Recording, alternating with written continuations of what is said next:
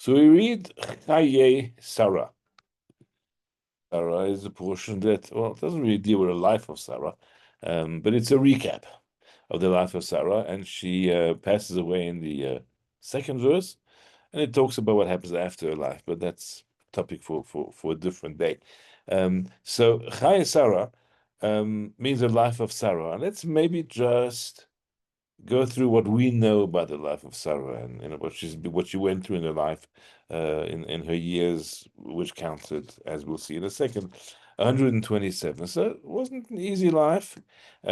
Began with marrying Abraham, and they moved from their hometown to going westward, but not quite making it to the Holy Land, and they ended up in Haran, from Ur Kasdim, so from Mesopotamia, moving kind of a little bit west, and didn't quite get to the Holy Land. And then um, there's trouble. I mean, there's trouble. Her husband is persecuted. He's busy, preaching, teaching monotheism. The authorities don't like it. His life is threatened. He's thrown into a furnace. It's a rough beginning. Assume that happened when they were already married. We don't know. Lech lecha. Then Hashem says you got to go, and they have to pick themselves up and travel to a new land. And I mean, the first part of that trial was that they weren't even told their destination, and they went straight to wherever Shem indicated. Eventually, it's the Holy Land. It's the land of Canaan. They arrive there, and there's a famine, and they're going to leave again. And then they go to Egypt. Sarah is kidnapped. Sarah is taken captive by the king. Initially, would have thought of making her, if not queen, at least part of his harem. And then there's a punishment, and then she's released. But that's pretty rough. And then something similar happens when another famine occurs, and they then go to the land of the Philistines. The king is Avimelech, and again she's taken captive. She ends up with Avimelech, and released eventually. Years of childlessness. I mean, the first child is born, she's 90 years old. But before that happens, there's an attempt, not an attempt, but a success at surrogacy. Yes, surrogacy from the olden days didn't happen in labs, but there was this servant in the home who was Hagar, who now became Abraham's concubine, and they had a child, Ishmael. But it wasn't simple, far from simple. We had, Hagar falling pregnant and suddenly taking on airs and superiority and looking down at Sarah. That pregnancy, it seems she lost. She was banished. She was sent away. She ran away. Sorry, she ran away. The angel that met her in the desert sent her back and said, "You go there, and good things are going to happen." And yes, she falls pregnant again, and Ishmael is born. Eventually, after decades of marriage, at the age of 89, she's told she's going to have a child. Angels come to visit, and that's part of the task, is to, notify them of this news. That's the one point at which we know she'll get a bit of a, I wouldn't say a brush with the law, but she gets into a bit of trouble because she laughs. She's incredulous. Hashem says, "Why did Sarah laugh?" And it's an awkward moment. Then Yitzchak is born, and what follows is years and years of pain because she watches Ishmael taunt Yitzchak. She watches him trying to influence him in a very bad way, and eventually um, he's banished. Um, and then what's left is about 27 years of a happy life. Everything seems to be going according to plan. Yitzhak is a young lad. And then the life ends very abruptly from a death as a result of the news of the Akedah. And what a way to go.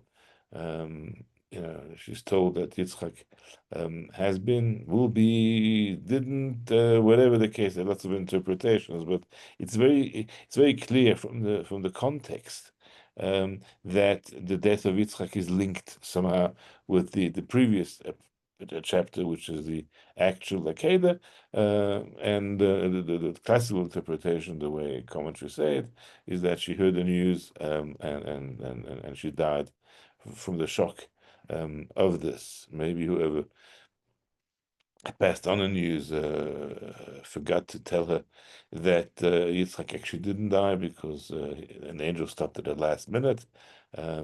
Maybe, as some interpret this to be, that she died of disappointment because she heard that the test didn't happen, that kind of Abraham seemingly and Yitzhak failed, whatever it is. She goes in the wake of the Akedah. That's their life.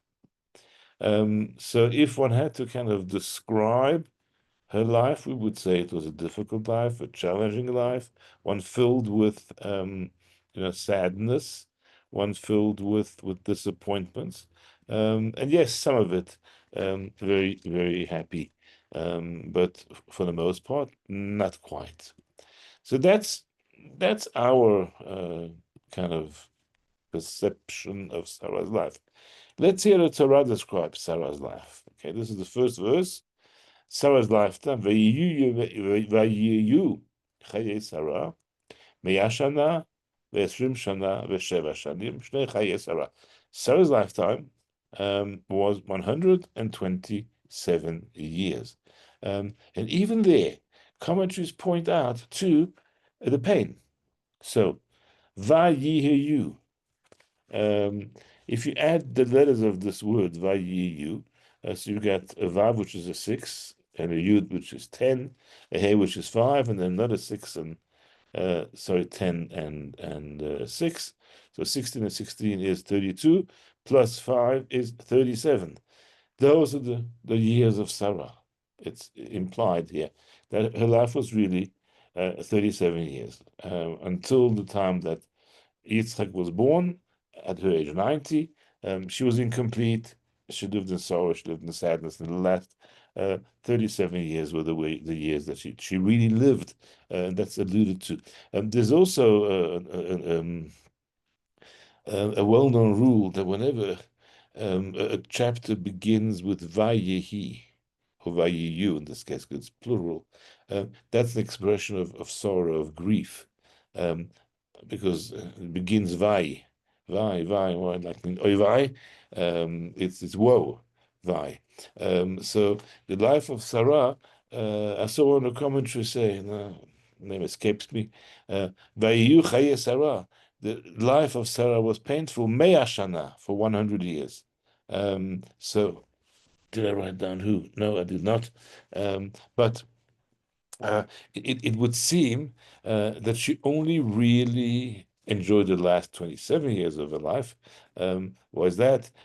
Because until then, Yishmael was still part of her life, and she couldn't really have the nachas she wanted from Yitzchak when she was forever watching every interaction with his half brother and worried about what would happen. So her real years of nachas were, from around the age of 10. So 100 years of sorrow. Vayiyu.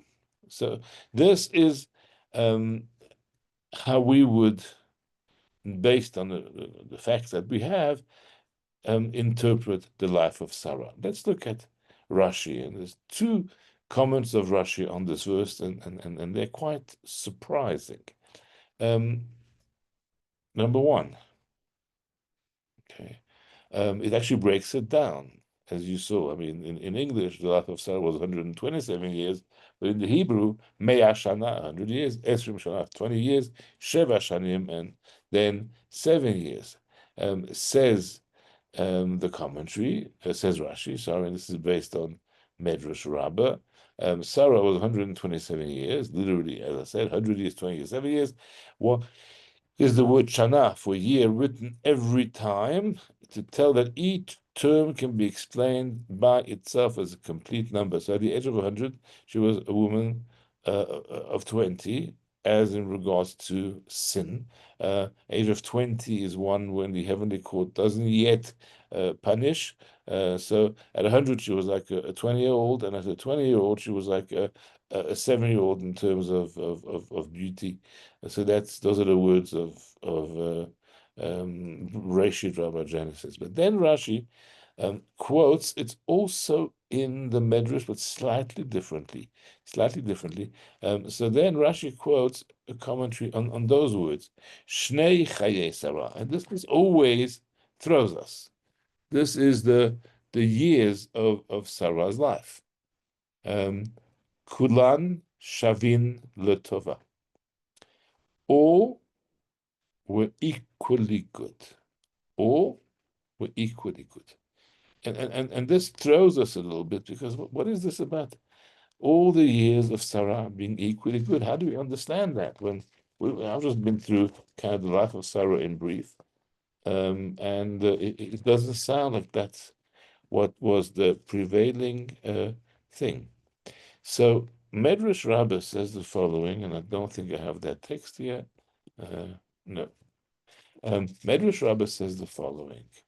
What does it mean? They were all equally good.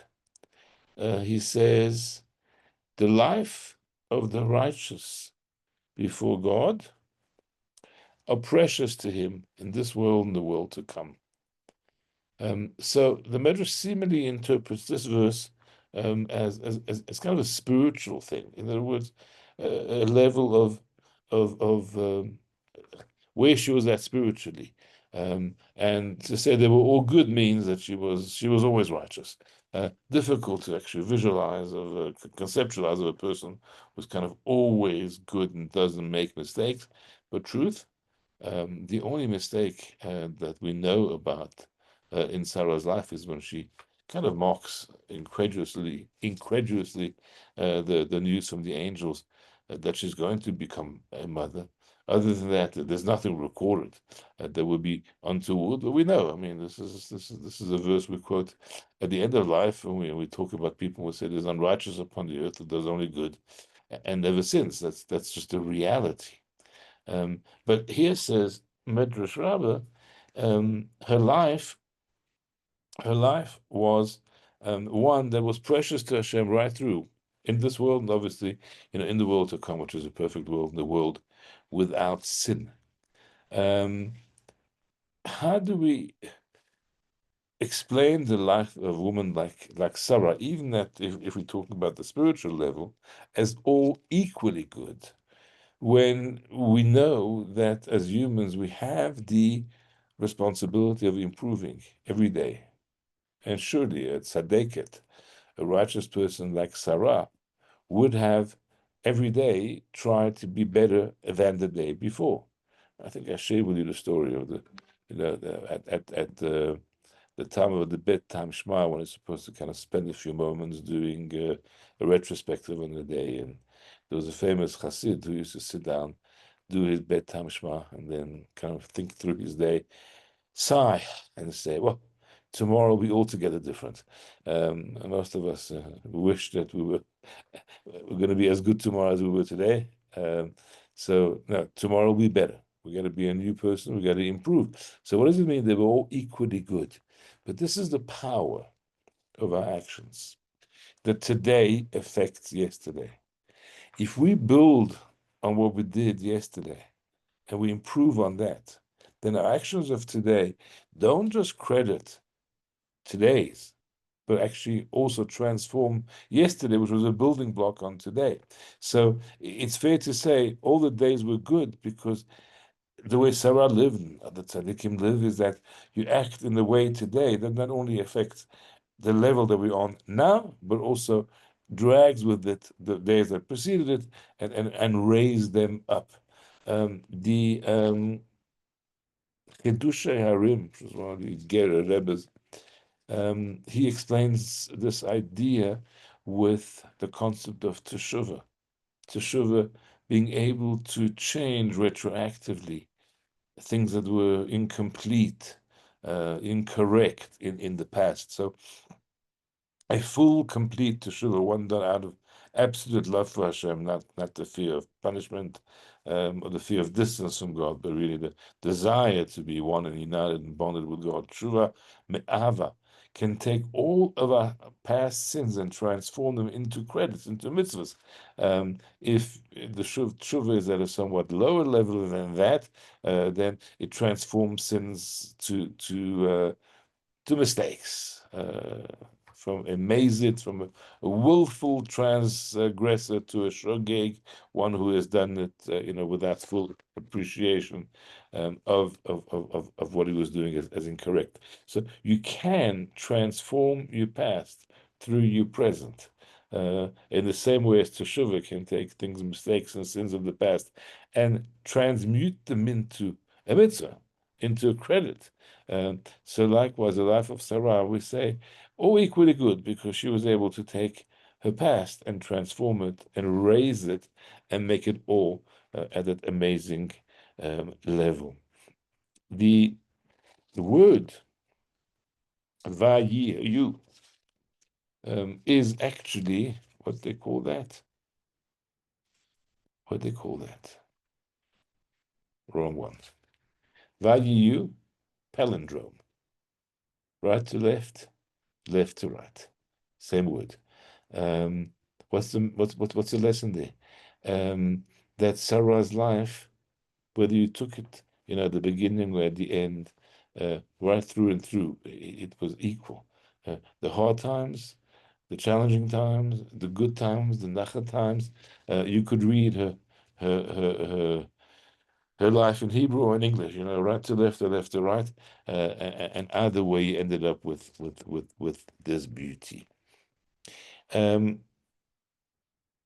fact, she's the only one of our matriarchs that we don't find complaining, that we don't find in any way bemoaning her own lot. And we know Rivka, was upset about her being unable to bear children, and when she was pregnant, and she couldn't quite understand the nature of the pregnancy and the nature of the children who were going to be born. She didn't know there were two. Also went to moan, to complain, etc. We find Rachel bitterly crying to Yaakov that she's childless and Yaakov must pray for her and give her children and so forth. So we find that is the Torah kind of, we don't know, every conversation between Sarah and Avram obviously isn't recorded, but the fact that the Torah omits any complaints from Sarah about her own lot, even though she spent 90 miserable years, maybe 70 of them miserable, wanting to have children and being unable to do that, and that's not recorded. There's a lesson there, and that is that the Torah is trying to tell us she did not complain. She did not moan. That was her life, where she accepted, her lot the way she did. So the Sfat Emet, that's also one of the Gur dynasty rebbes. The Sfat Emet says to understand Sarah's life, and how it is all equally good. One has to have a peek at a classic Mussar work by Raymond Bachia called Duties of the Heart, Chovat HaLevavot. And one of the goals that he says we need to achieve is something called Hishtavut, Midat HaHishtavut. Midat HaHishtavut, I worked hard to try and find that translation. It's from the word shaveh in Hebrew, shin vav vav, equal. And the best way to explain it would be the expression equanimity. It doesn't mean, it's not in a pejorative way anyway. Sometimes equanimity can be understood as apathy and disconnect. That's not what we're talking about here. We're talking about the ability to react in the same way to sad events and happy events, to challenges and to happy moments. And that was Sarah. So that's Midat HaIshtavut. This is how she was able to describe her life as Kulam Shavin L'Tova. No question. There were good times and there were bad times. But equanimity, or at least the Midat HaIshtavut, says that you react with faith, with acceptance in all situations of life. And it's huge that we read about that and we describe Sarah in that way, Kulan Shavin Latova, all equally good. Because we need to learn from her that whatever events come our way, we need to maintain our faith. We need to maintain a relationship with Hashem. We need to maintain equanimity. We need to be able to remain at that steady level of of connection and faith, and not letting things phase you and put you into and it goes both ways, put you into depression when it's the bad stuff, and kind of raise you way up there to levels that when things are going well, and euphoria, because at the end of the day, life's a wheel, and there are going to be times you're on top and times when you're not on top, and you have to develop. Sarah Imenu being the role model here, you have to develop that ability to treat things and to remain the same, and not allow it to affect not your reactions, not your behavior, and definitely not your bond with Hashem. We need to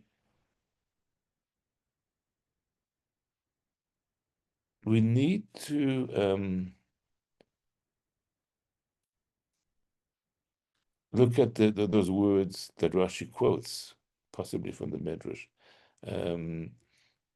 carefully. When it says, Kulan Shavin Letorah, means that they were all equally good. It doesn't say all her years were good, which would imply only good things happened to her. It's her attitude, it's her ability to relate to every situation that happened in her life as it's something good. Reb Zusha of Anipali, he explains it as follows. There were bad things, but she didn't see him as such. If one is able to develop a relationship with Hashem, where you accept with faith that whatever comes your way is His will, doesn't mean it's manifesting as good. What we're praying for, we always ask for, is we ask for revealed good, because some of the stuff that we know in theory is good, because we have faith, we believe that many of the challenges we experience in life are coming from God, therefore they're from the ultimate source of all goodness, and no question, therefore they are inherently good. That's not what we want. We want revealed good. But our lives isn't filled always with only revealed good, and Sarah's definitely wasn't. But that she saw everything that happened to her as good. She had the ability, that look, find that whatever happened was God's will, and therefore it had to be good, even if it didn't feel comfortable as she was experiencing it. And that's Kulan Shavin L'Tova. They're all equally good, meaning that's how she related to it all, that's how she accepted it all, and that's how she lived, her life, despite the pain that did populate her life for a good part of her 137 years.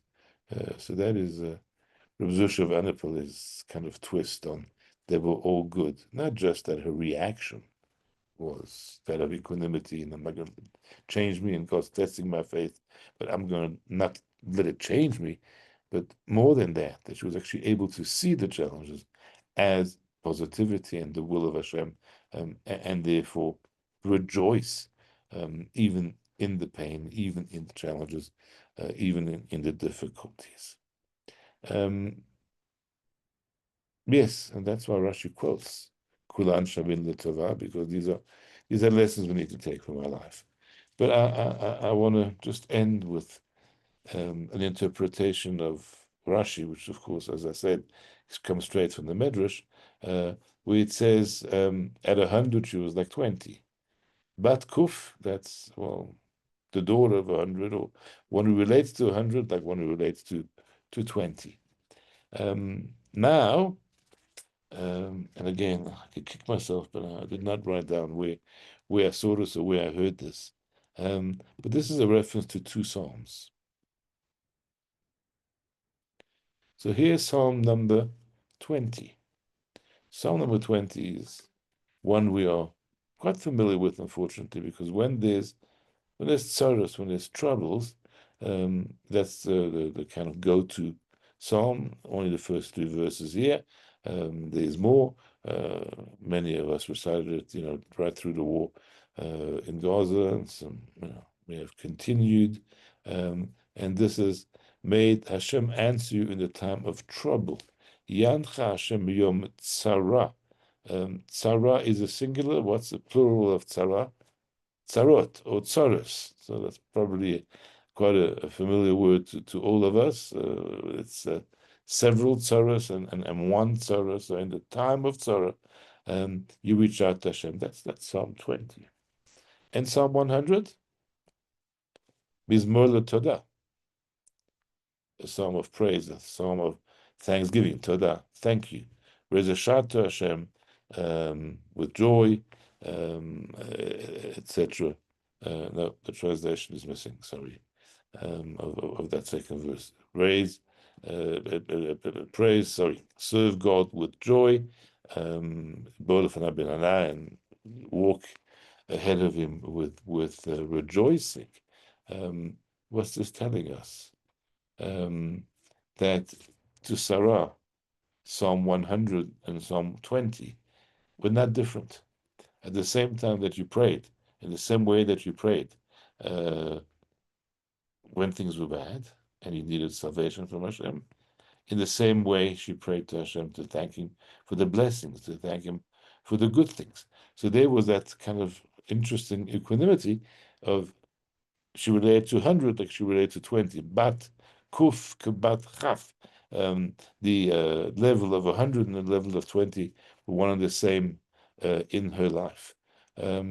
Quite a life that we live with as we go through the parasha this week. And I think this Kulan Shavin L'Tava, all were equally good, is one of the very important lessons that we can take from her life. Thank you.